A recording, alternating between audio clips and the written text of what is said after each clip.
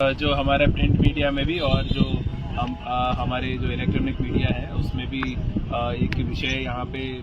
वो चल रहा था कि जो शास्त्री पुल है इसकी जो नवनिर्माणाधीन पुल है जो NHAI बना रहा है, तो जो आजमगढ़ डिवीज़न है, तो उसमें कहीं झुकाव की बात थी। तो इसलिए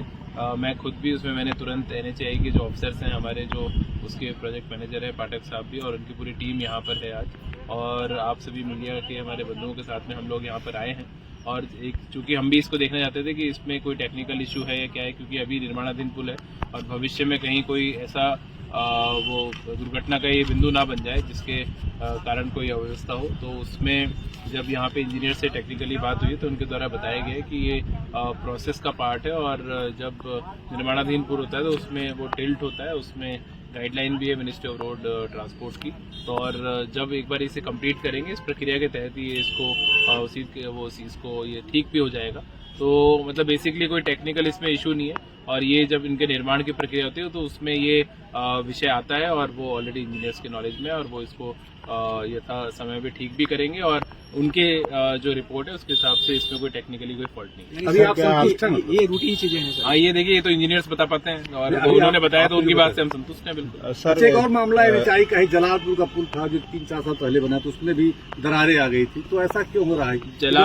जलालपुर का पुल वो दूसरा डिवीजन देखता होगा, ये इसको भी हम लोग चेक करा लेंगे एक बार। और जहाँ तक जितने भी पुल हैं उसमें जो पुराने पुल है उसको भी लगातार, जैसे PWD से अभी मैंने वेरिफिकेशन करवाया था तो उसकी रिपोर्ट अभी मैं उनसे ले रहा हूँ। और तो जो पुल PWD के पास है, क्योंकि कई जगह ऐसा होता है कि जहाँ पे हो सकता है पहले NH के पास था, बाद में PWD को हैंडओवर हो गया, तो जिसकी मेंटेनेंस PWD कर रहा है वो PWD की जिम्मेदारी, जिसकी मेंटेनेंस NHAI डिवीजन करता है वो उनकी जिम्मेदारी है। तो जितने भी जनपद में हमारे पुल हैं सभी का हम लोग वेरिफिकेशन एक बार फिर से करा लेंगे अगले 10 दिन में, और कहीं पे भी जहाँ पे मरम्मत की आवश्यकता होगी तो वो उनकी रिपोर्ट के बेसिस पे हम लोग उसको कराएंगे। सर आपने जो इंस्पेक्शन किया है उसमें मटेरियल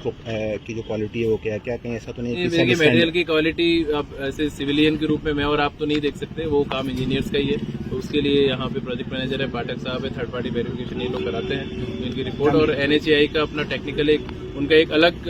वो पूरा प्रोटोकॉल होता है जिसको फॉलो करते हैं। और हमारा काम उनको ये रहता है कि भाई जहाँ पे उनको लैंड इशू अगर कहीं आता है या पब्लिक कोई इशू आए, जैसे आज ये चूंकि मीडिया में आया, तो ये अगर ऐसी कोई भ्रांति फैलती तो भविष्य में वो ठीक नहीं होता। इसलिए हम और आप यहाँ पर आए हैं, और आके जो आप लोगों ने बताया है कि अभी व्यक्तिगत रूप से उनके संज्ञान में भी डाल दिया है, तो कोई किसी प्रकार का इशू नहीं रहेगा। एक आदेश आया सुब्रत मुखिया योगी आदित्यनाथ जी का, जितने भी 50 साल से पुराने हैं जी, वही मैंने ऑलरेडी बताया ना आपको। अगले 10 दिन में हम लोग उसको भी करा रहे हैं, पहले भी लगातार कराते रहे, पर फिर से वेरिफिकेशन करा लेंगे उसमें जहाँ पे मरम्मत की आवश्यकता है।